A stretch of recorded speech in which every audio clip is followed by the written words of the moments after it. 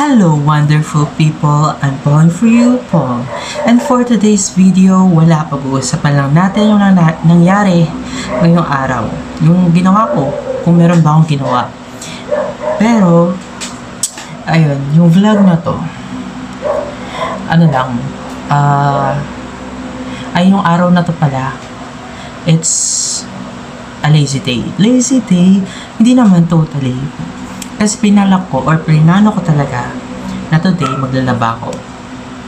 However, my lazy ass, yung katamaran ko, tinamaan ako. So basically, hindi ko siya ginawa. However, binawi ko na lang yung hindi ko paggawa or hindi ko paglalaba sa ibang bagay. Like, sa pagluluto. Kasi, minsan, ako din yung toka dun. Pero kaninang lunch, ginawa ko lang is prepare ko lang yung ingredients na lang lulutuin. Pinaluto ko yung kapatid ng lolo ko, which is lola ko. Ayun lang. Tapos, after that, nag-phone lang ako all day. Actually, nakatapos nga ako ng isang series called Celebrity. It's a K-drama. Ayun, parang mga influencer something yung influencer, e-celeb daw yung nila. Atake. So yun na nga. Umabot yung 11:30 and sabi ko pag 11:30 talaga abutan ko yung opening ng Showtime kasi curious ako dun sa may segment nila na Karaoke Kids. That's why, ayun, 11:30 bumaba ako kasi nasa kwarto yung kwarto nila Papa. Yung TV na may cable. O tama, TV na may cable. So doon ako nalagi from 11:30 hanggang sa matapos yung Showtime. Pero in between those pala, kapag ka-commercial, syempre, ayun nga, tinutuloy ko yung pinapanood kong K-drama para matapos ko na. Kasi ang dami kong pending. Actually, hindi siya pending. Oo, pending pala. Pending na papanoorin. Patapos na yung bakasyon. Like next week, enrollment na. Oo, tama. Enrollment na. Then, a week after that, pasukan na. So, wala na akong time. Wow.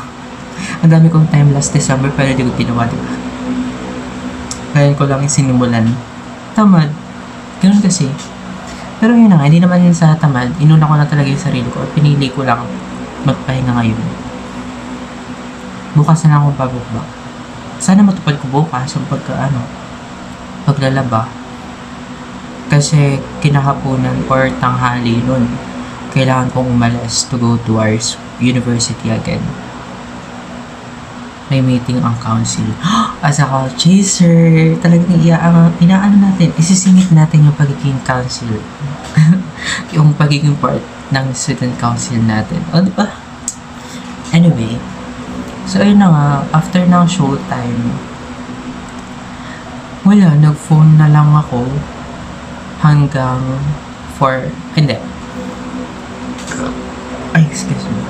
hanggang 5:30.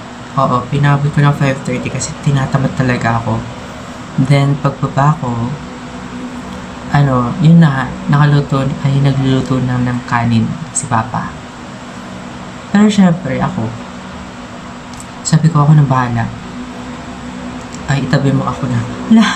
Itabi mo ako na. Ganun yun. So, yun na.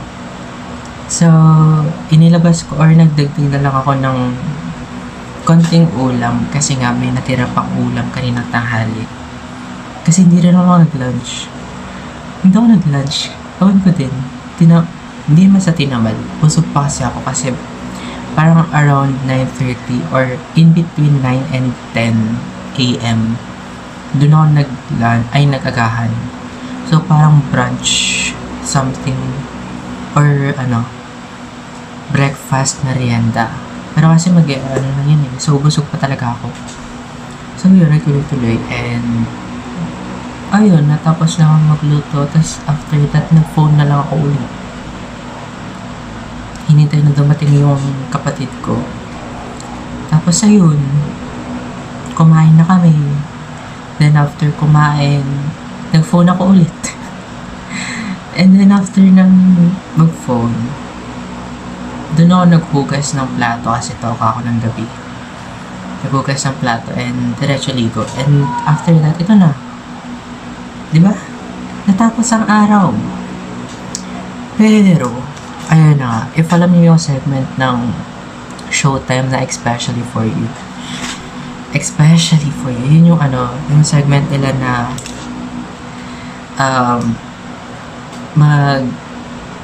pupunta yung mag-ex dun sa Showtime and then tutulungan nung isa dun sa kanilang mag-ex, isa sa kanila, tutulungan niya makahanap yung isa ng parang makakadate or something daw.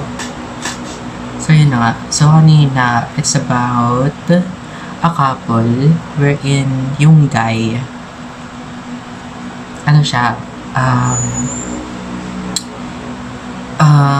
biglang nalaman niya daw na habang nasa relationship nila nung babae, nalaman niya na he's into guys as well. So parang he goes both ways and that's what we call bisexual. So yun na nga. Tapos si yung babae, tinanggap niya ng buo yung lalaki. Kasi, syempre, pag mahal mo, tatanggapin mo, diba? Kung ano man siya, kung sino man siya. Ganun diba? Kasi love knows no boundaries nga, ika nga. Hala, saan ko nakuha yun? So serious. Anyway. So, ayun lang. Parang may isang question dun. Yung babae na, papasok ka ba sa isang relasyon ng parang confused?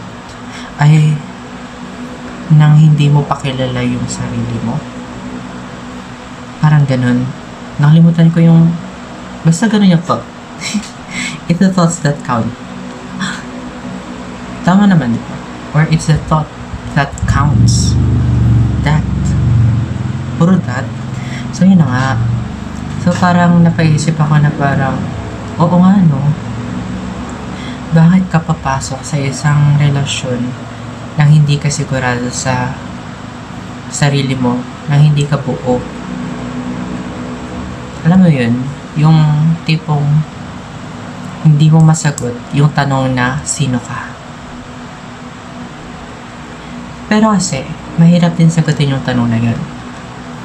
Especially, may topic kami nun, and then, parang pina-assignment or pina-ano lang ng isang prof namin, sagutin mo yung tanong na sino ka. And syempre sinubukan kong sagutin. However, yes, marami tayong adjectives na pwedeng gamitin to describe ourselves para masabi natin kung sino tayo, or we can use our demographic profile, yung background natin, yung pangalan, whatsoever, age, address, ganun. Pwede natin sabihin yun kapag tinanong tayo ng sino ka. However, kasi bilang isang tao, ako mismo, for me, ako lang to. Ayun na nga, may iba't iba akong persona sa different circles ko. And so, ang hirap i-conclude or parang ang hirap sabi na ito ko. Kasi, iba-iba yung persona ko sa bawat social group na napupuntahan ko.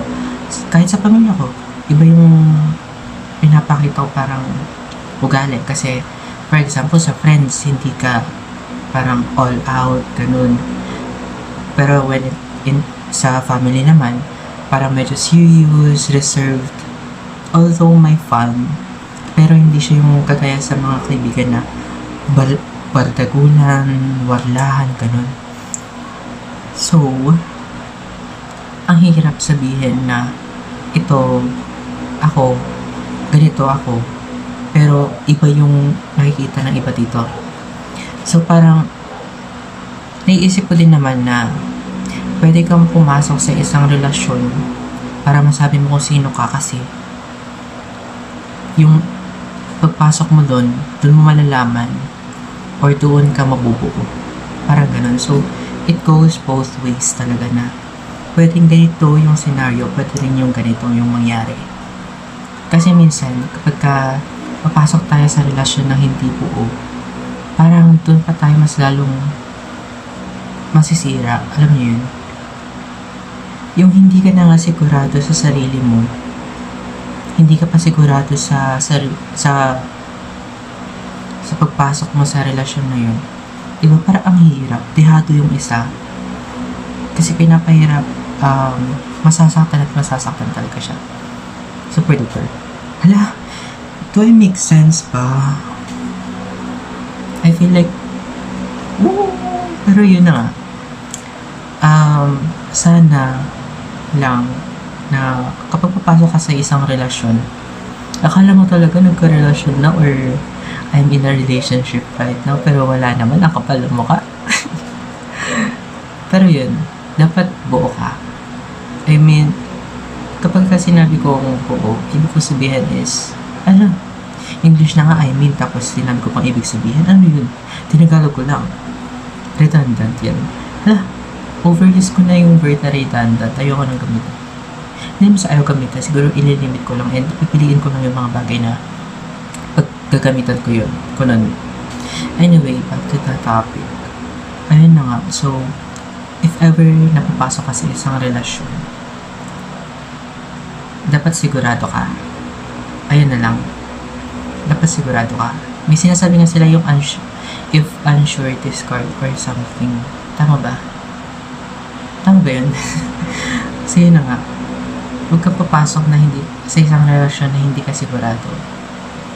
Although may possibility naman na maging maganda yung kakalabasan, however, mas madalas or mas malaki yung chance na may masisira, may masasaktan. So, ayun, piliin mo kung kailan ka mag-take ng risk. Hindi yung bara-bara, yung biglaan. Piliin mo kung kailan, kung importante